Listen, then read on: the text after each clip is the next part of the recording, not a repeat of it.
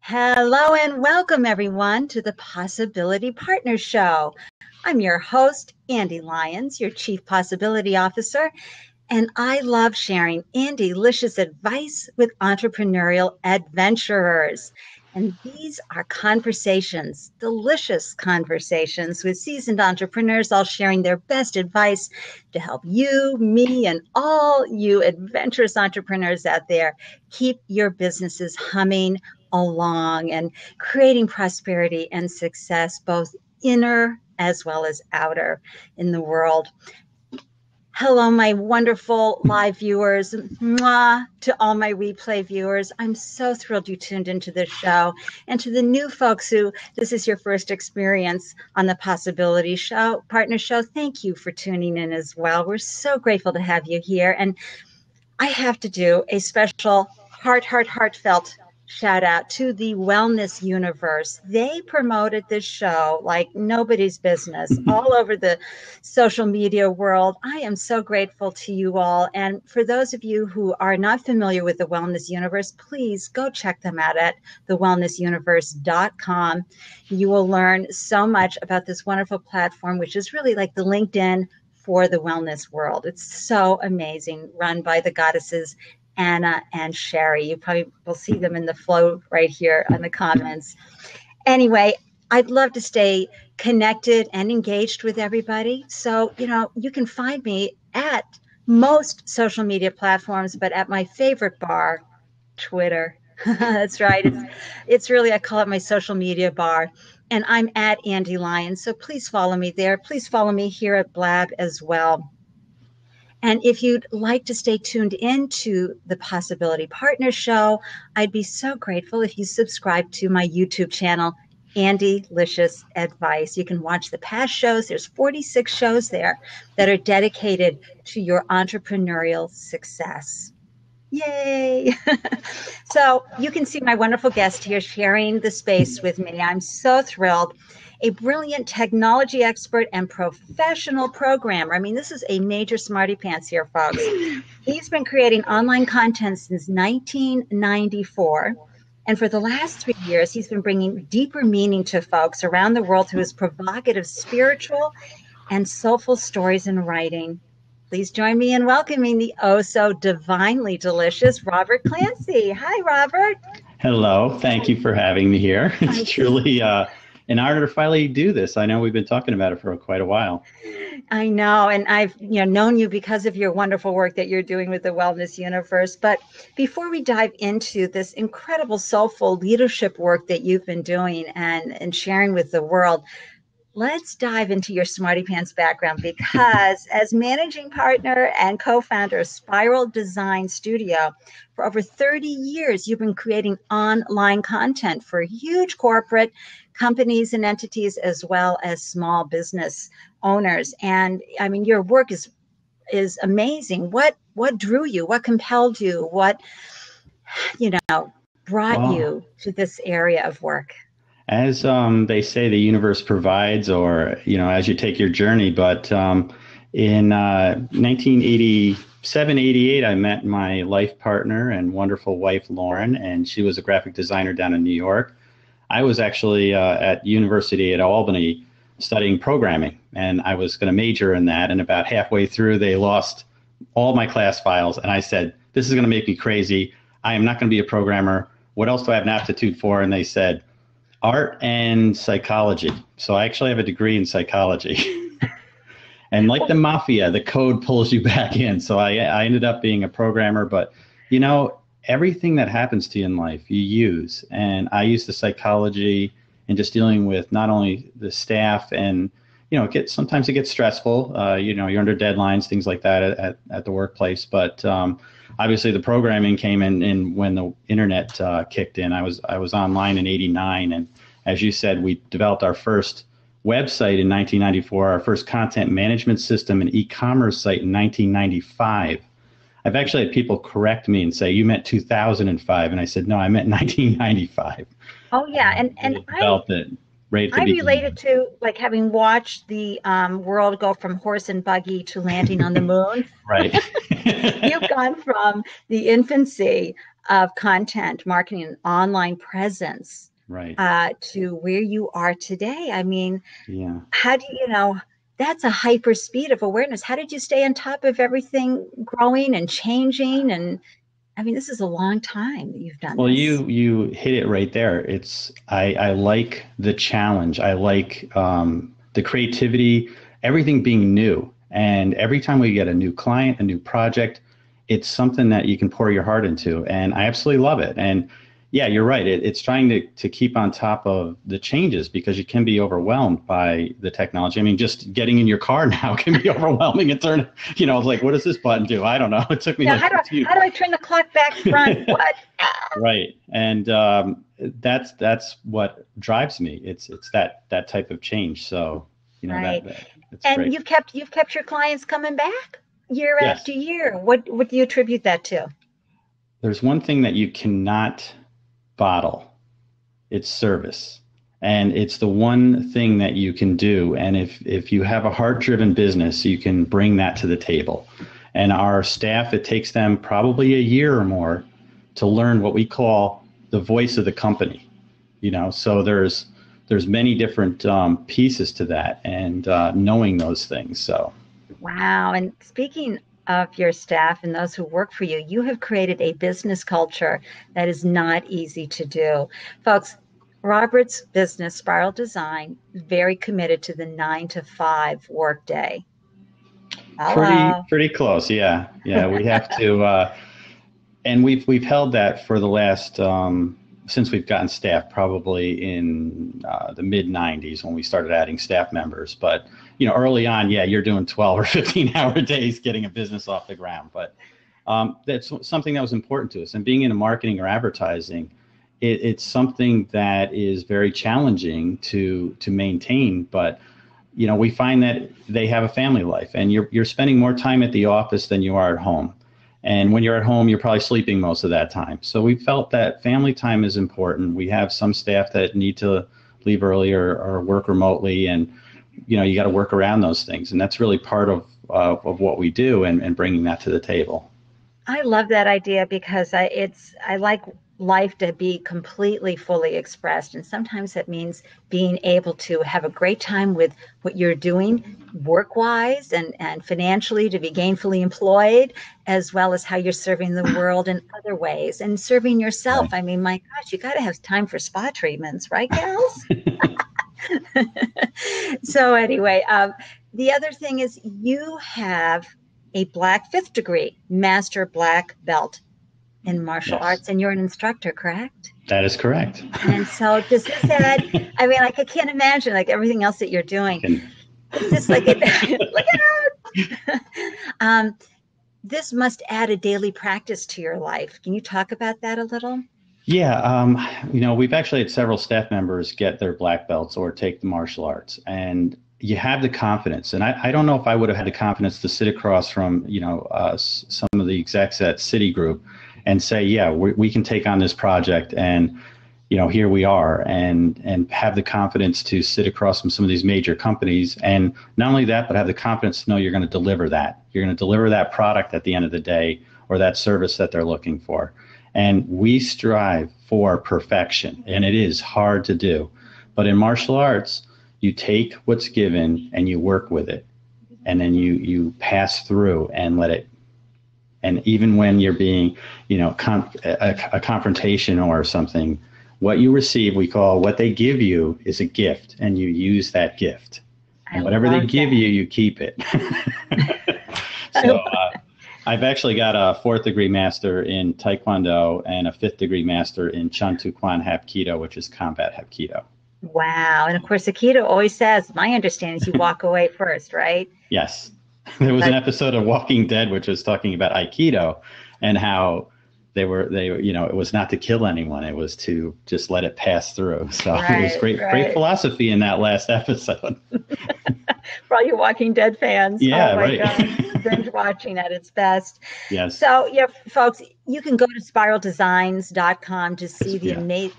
It's Spiral Amazing. Design. Yeah. Design, not Yes, S. Okay, correct. Spiral Design, thank you. That happens. To see the amazing work, remarkable work that Robert and his team continue to do and have been doing for many years. Content marketing at its best, cutting edge always. And as he said, always delivering the best customer service, which is why these large companies like Citigroup, et cetera, keep coming back. Home Depot, I believe, or some, and others, as well as the local wonderful small business owners that he's able to serve. It's just wonderful. So be sure to visit that. And now we're going to move on to how shift happens, right? So, life happens, and there's a lot of evolving going along around the world right now for business owners. And you had a remarkable shift that really came to fruition in late 2012. Share with folks what happened. Yeah, well, it was December 1st, 2012, and I just woke up, and it was almost like the entire gate was open now. And I had something happen when I was 19, divine experience, and it's been evolving over time. But that day, it was like the lens was clear, and these beautiful words came into me, and I can almost get inspired by anything. Somebody had a fire extinguisher, and they said, well, if anything inspires you, then this fire extinguisher will inspire you. And I said, but kind of doesn't work like that exactly, but I'll do my best. So they picked a word, and they said respiratory. And I just sat for a second, and I just went like this and said, when the air is filled with love, you'll never have respiratory issues. Just breathe and enjoy life. Wow. And they said, you did that under pressure. And that's actually another word on the fire extinguisher. And they're pointing to it going, here it is. And I said, all right, I'll use that as a concept. When you feel the weight of the world upon you, that love will hold up anything as long as your faith does too. Aww. And I think I blew their mind at that point. And then they said, oh my God, you just did that on the fly.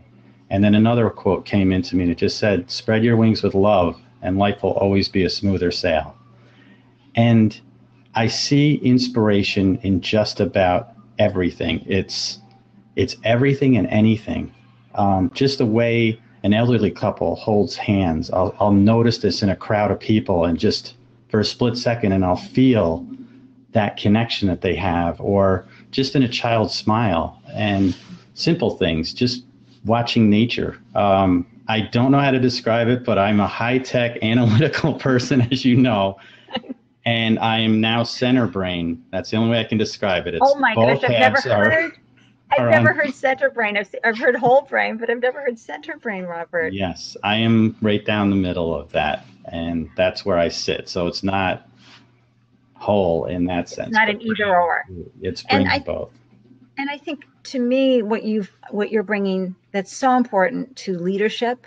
And for those of us who, whether it's a solopreneur practice or an entrepreneur practice with a small business with a dozen employees or hundreds of employees, inspiration, it's mindset every single day. It's not just a cash flow statement. It's not whether you're getting customers in the door. It's not if you have the best analytics for your email marketing campaigns, et cetera. It really is what is going to get you out of that bed in the morning and open up your heart and mind to the possibilities.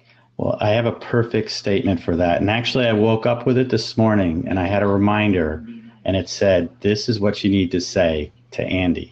And it was, they say, if you love your job, you'll never work a day in your life.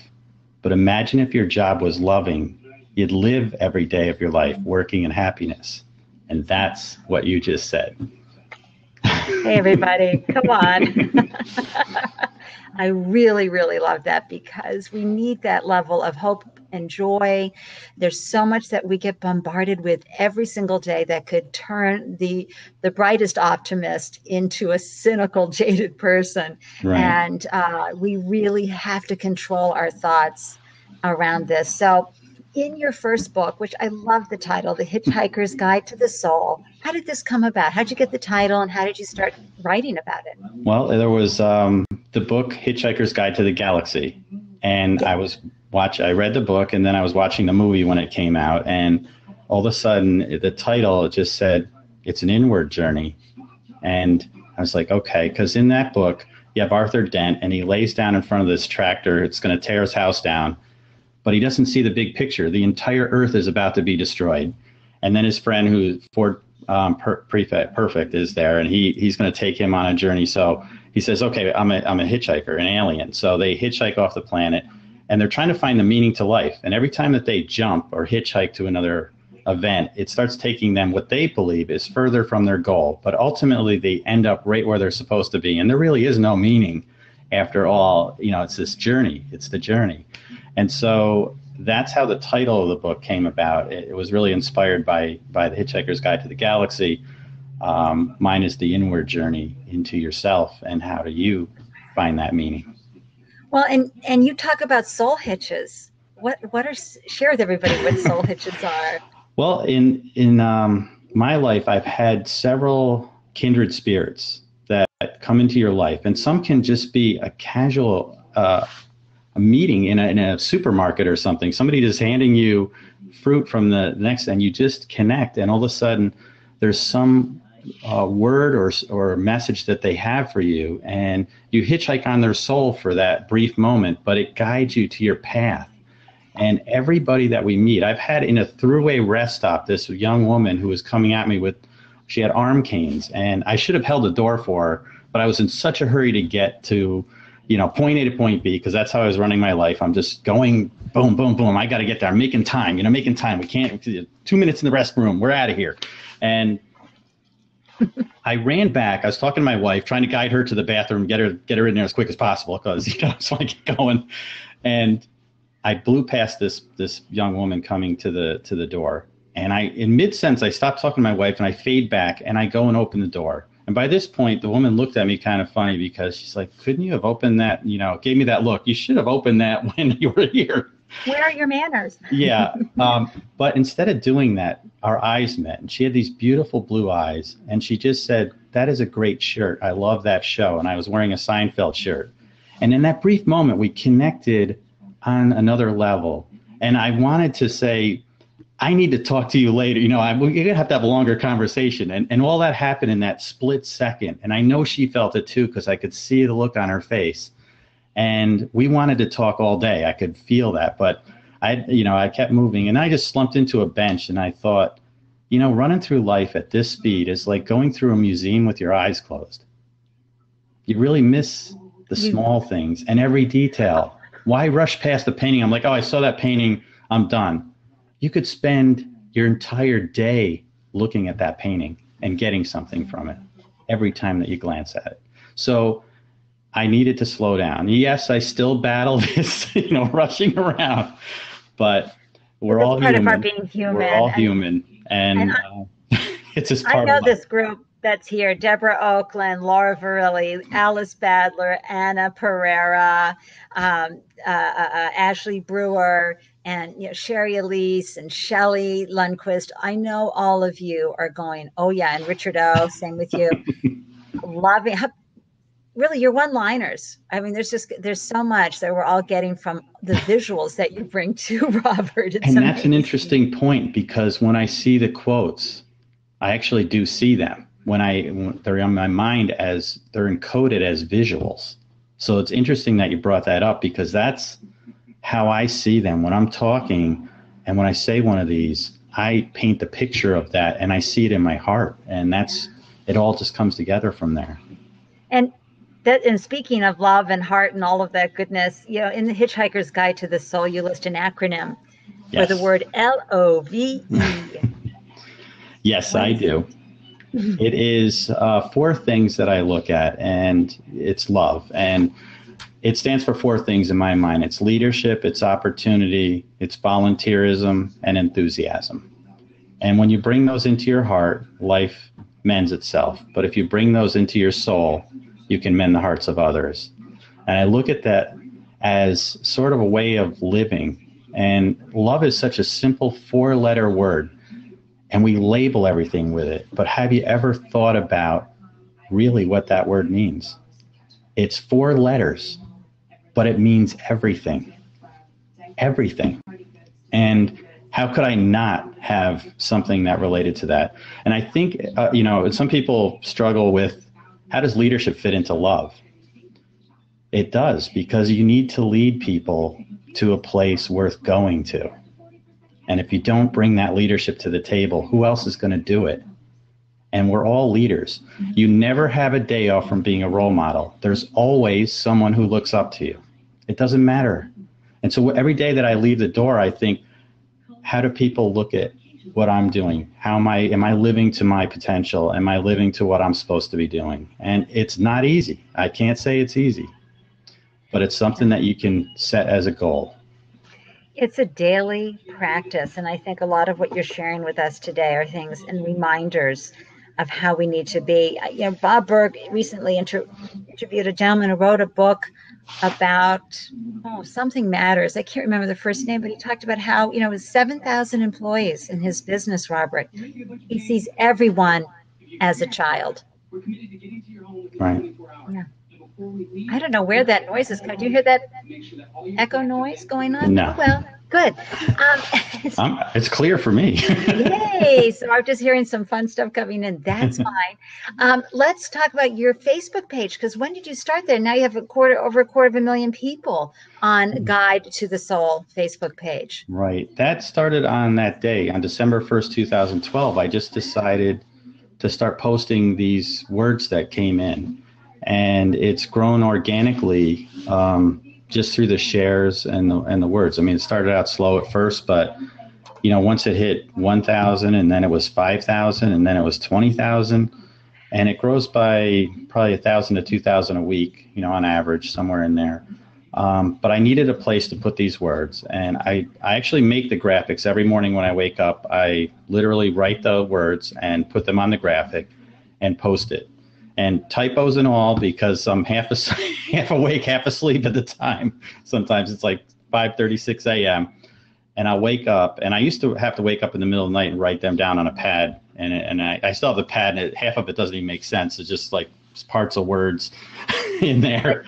But they're all memorized. They come in, and I am gnawed until I write it down.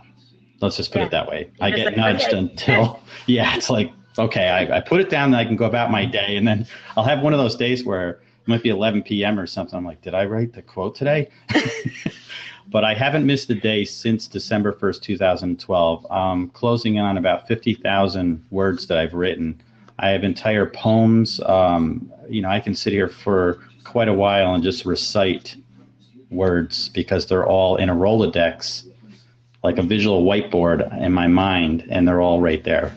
I can just reach and grab one. And sometimes when somebody says something, it reminds me of it. And I was on a cruise ship, so the steward was down there, and he had my book, and I gave it to him as a thank you gift. And he was asking me about the quotes like you just did. And as I'm speaking to him, I said, I smile when I'm alone, because, I realize I never am. And he goes, whoa, there, you just did it. Just one of those happened right now. And I didn't realize it. And then I was like, oh my God, you're right. So I said, well, that's going to be tomorrow's quote. So there you go. And you're using that center brain every morning, because as people know, I shouldn't even be allowed near Pick Monkey. I can't create anything. It's awful. But I just love that you're bringing that technical, that visual, that heart and soulful centered all into this wonderful daily practice of sharing what you're being called to share. And a lot of times we get nudged, and the world, the universe, whatever you want to call that's out there for you. Right. You get nudged to do things. And a lot of times we sit back and go, well, I've been, asking to have this happen, but I'm not willing to move. I'm not willing to take this chance or take this risk. Robert is a wonderful example of someone who has stepped out in spite of the fact that he was probably scratching his head and going, okay, I've got these, I do code. I do all this very intense, highly technical programming stuff every day. And yet I'm hearing things that I need to say and share with the world. Right. So one of the letters in the word love is volunteerism. And I know you have a special part in your heart for that. Let's chat about that. Sure. Well, volunteerism came into my life, I believe, from my mom. And she told me that her mom had passed it on to her. And I think our families, it just came from that lineage of doing that. But I have an interesting definition of volunteerism. It's not just, you can go out and volunteer for an event or give of your time. But if you can just thread it into your life, and it becomes part of it. I know in the pre-show we talked a little bit about I'm an assistant scoutmaster. My son's in Boy Scouts, and why not volunteer? Because then I get to go to camp with him for an entire week and see him develop as a young man. And I've been there since he was a tiger cub all the way up, and he's heading toward his Eagle Scout now. He's working toward that final rung on the ladder, and he's one of the older scouts now, and everybody has to look up to him, so it's a different position for him. But I wouldn't have had that opportunity had I not become a volunteer, because it would have been, I drop them off and you pick them up. And if you can bring this into your life and make it part of your life, it doesn't become an extra thing that you feel like you have to do. And volunteerism can be as simple as sharing a smile. You can actually save someone's life by that smile, because I've had people message me and say they were contemplating suicide and somebody smiled at them and they changed their mind. So why not? It's a tool you carry with you every day. How often do you use it? You walk out the door. I know you use yours. I don't have any doubt about that. But you think about what you can do with that, and it could get you the job in an interview. I have so many people you interview, and they're scared to death. Their faces are like, you're not doing that right. And you could just say, if you just smiled and went your way through it, that's half the battle right there. So use that tool. It's the greatest curve that we have, the smile. And I know wherever you are, it does take courage to open up your heart and really look into someone's eyes and say, I see you. Right. Because it's, I see you, into you, intimacy. It is a moment where you allow yourself to be vulnerable and empathetic, of course, and you're not judging the person by, anything other than they are another human, another soul on their journey. And it's a moment of connection with them. You don't have to take them home, and you don't have to heal them or, help them in that regard or fix them. It's just a moment of saying, I see you, with a smile. Well, I started doing that for homeless people. Nice. And I used to walk past like everyone else does and pretend they don't exist, till I had an experience where this guy, I ended up shaking his hands because, you just do it, but he pulled me into this bear hug and I could not get him off of me. And that day I had gotten the biggest paycheck I'd ever gotten in the history of our company in my pocket. And I'm walking past this homeless guy because I was on a mission to go cash this check at the bank. I ended up not cashing it that day. This guy, it took me a few minutes to get him. I just said, I need to look in your eyes, and I apologized to him for not recognizing him as a person. Wow. And he finally held me back, and he looked me in the eyes and he said, how did you know? Yeah. So that kind of experience changes you and how you share your smile. And yeah, I know there might be some scammers out there, but even the scammers are people. So that's right. That's what, and Mother Teresa said, do it anyway, right? Right. It doesn't matter. You know who you are, and your purpose and why you're out there. Robert, thank you for that, by the way. Thank you for that wonderful story. We often, we know we care deeply about so many of these folks, but actually looking at them, and a lot of times they're not open to be seen as well, because they're hiding behind their shame, and it's hard. So it's great when we can connect in that meaningful way. You have a new book coming out, which I'm so excited about. Would you share with everybody what it is? Sure. The working title is Soul Cyphers, Decoding a Life of Hope and Happiness. And it really combines that center brain of programming and the holistic spiritual side. And I feel that almost like life, you're here trying to figure out this algorithm and crack the code of your particular life. And that's what this book is really geared toward. It's inspirational stories, but then I added at the end of every chapter decodes. And so, for instance, it might be an inspirational story of somebody's journey through happiness, or my own, because I've interviewed some other people for this. And one of the decodes might be, do you smile when you're alone? And have you thought about it? Because really, it's something that you have, but I know we share the smile, but you need to also share it with yourself. And I think that psychologically, smiling changes your chemistry. So even if you're having a bad day, if you can smile or laugh or try to find some way, grief is a horrible thing. Letting go of grief is never about letting go of your loved one. It's creating more room in your heart for the love that you have for them. Right. And that area needs to be filled with that love so you can share that with others. I know there's so many families out there struggling. In fact, I'm convinced that every single person on this planet is going through something. It doesn't matter. No one is immune to it or from it. And my family lost our 18-year-old niece. It's my brother's daughter, passed away a year and a half ago. Both my parents passed away within 2 years. My best friend's sister committed suicide. His mother passed away. His father died. His aunt committed suicide, and his grandmother. Sorry. That's my closest friend. So you think there's a lot of grief, and we needed each other to get through that. And that's how we did it. We share the legacy of the people, and you try to keep that smile going. So I can be here like Mr. Happiness, but we're all struggling. And it's using that smile to get through it. So if you have that, you can get past it. You really can. And laughter too, and sharing in the gift of that person's presence, no matter how they pass, no matter how tragic their death may feel, no matter how angry we may feel about their not being with us anymore, or hurt or confused, or just if you had never had loss in your life and never experienced death, you quickly understand the fragility of life, and that can leave you completely shattered as well. Right. It is the brain chemistry of the smile that can bring you back. And I know one of our viewers today, Deborah Oakland, has a wonderful platform, livingencourageonline.com, and similar experiences for her as well. And it's wonderful how many of us are out there talking about this.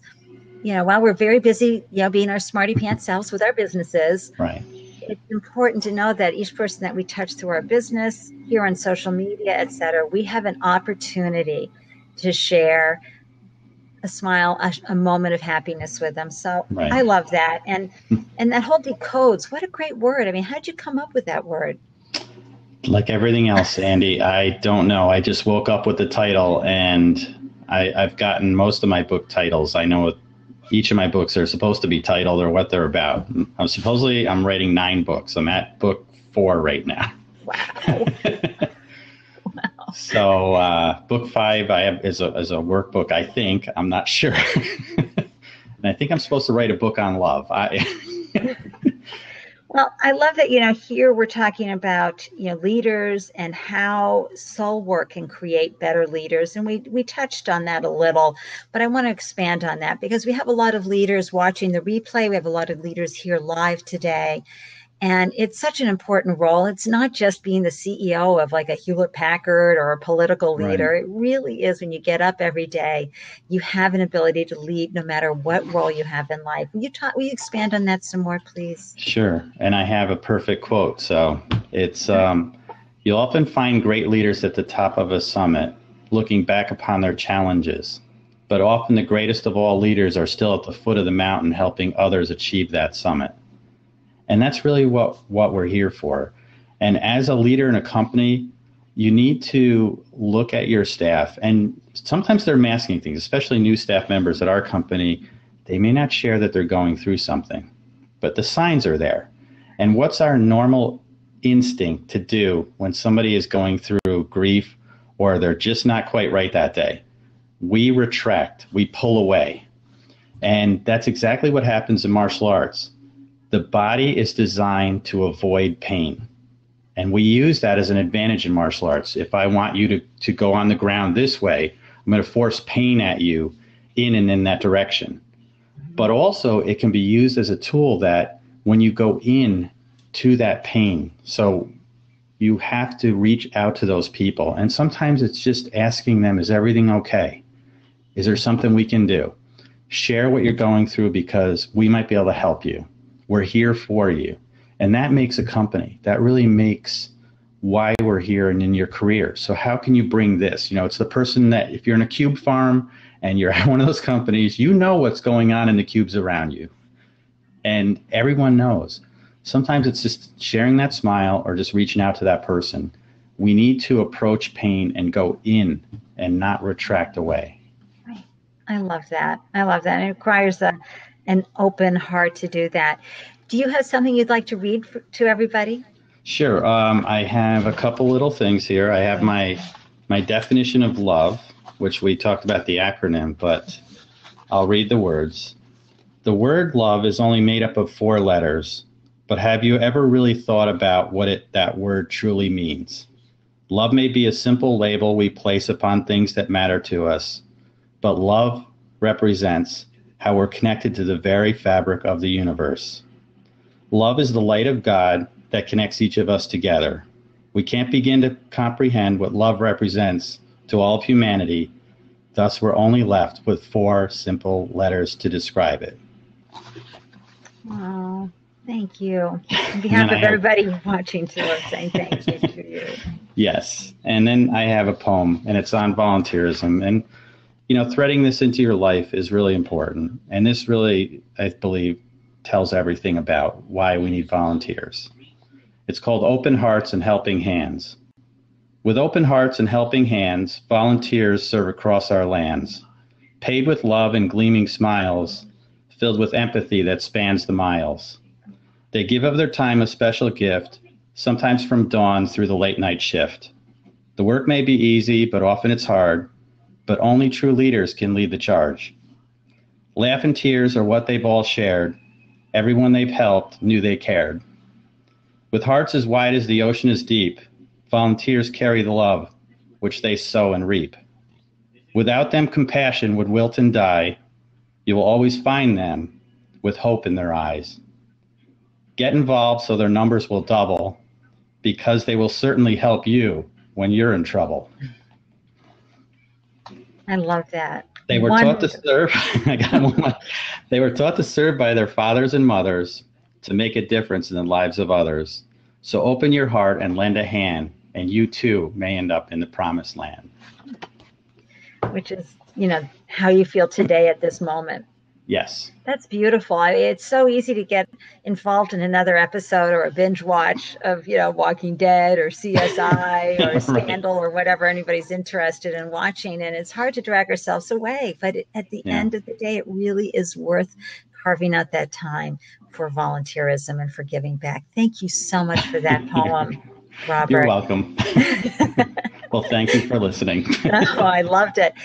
What do you love most about what you're doing in your work and in the world right now?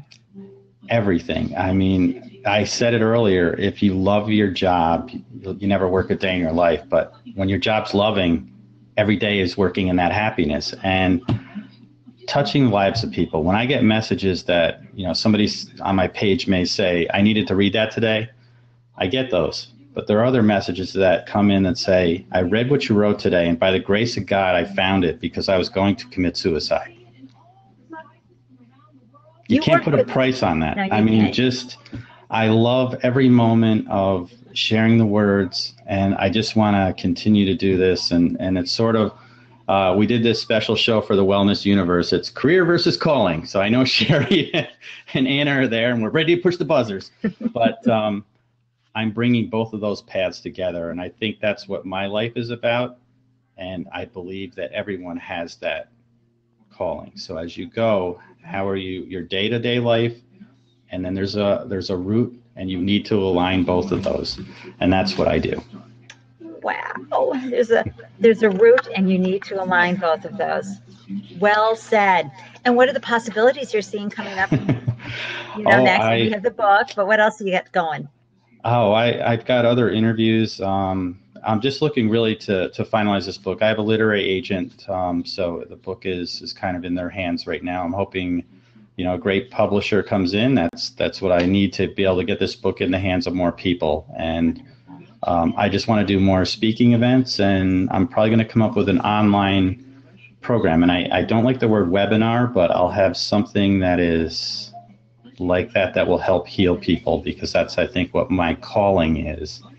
And you do a lot of work around suicide, don't you, Robert? Yes.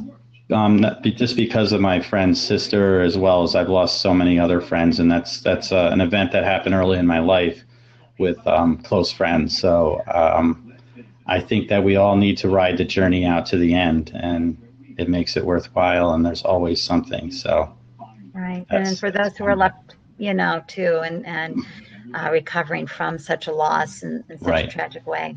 Thank you for that. Thank you, thank you, thank you. How can folks stay in touch with you, buy your ebooks? Where are you? Well, our main company site is spiraldesign.com. I also have guidetothesoul.com. So those are the two brain tabs. And my Facebook page is Guide to the Soul, and you can find me on Twitter, all of the places for that. There are links on my page to where my books are on Amazon or Barnes & Noble, so you can get them worldwide and order it anywhere, and the Kindle book is up there. So, you can get it right now if you need instant gratification. I don't know. Nothing wrong with that. I know. But we all have all benefited, those watching live and those watching through the replay. I know you're sharing this with me right now. Wow, right? I mean, I have shivers, I have goosebumps, I have a very full heart right now. Thank you, thank you. Robert, any last advice before I wrap up the show and have the afterglow party? I know they always say, what is your final advice? My only final advice is love, love, love. It really comes down to that. And wake up tomorrow with a smile on your face. Think of the things that you're grateful for. And if you can't think of anything, it's that you're breathing today. And the sun will rise again. So no matter what happens, you'll have another day. And this day, if you're going through something, you'll get through it. So that is how I wake up every morning and just kind of approach the day that way. I'm right there with you. You talk about brain chemistry. Some days it is just that, I am alive and, and the sky is blue and I have sight, whatever you can find out, friends, everything. And it's really, gratitude really works. Love really works no matter what. I know it can sound very cliche, folks, but it really is true. Please follow Robert wherever he glows. All his links will be in the archives. You may want to watch the show a few times to get all the wonderful points, or hit the pause button as you go through. I truly appreciate all of you that showed up live today. Your delicious energy really feeds us, right? Robert, you can feel them, right? The love right there. So grateful. And then the replay folks, I feel their deliciousness as they watch as well. So I'm truly grateful for everybody who tuned in. I'm so grateful that I've met you, Robert, and had this wonderful interview with you and was able to share you with this wonderful, delicious audience today. So here's my big mwah to everybody. I'm about to hit the end record, and which point, folks, you're welcome to join us in the room here to say hi and ask a question of Robert. Please, thank you, entrepreneurs, for every day having the courage, having the gratitude to get out into the world and share your gifts. I am in such awe and wonder of all of you. Mwah. Absolutely. Wishing everybody an Andelicious day wherever you are and wherever you glow. Bye now.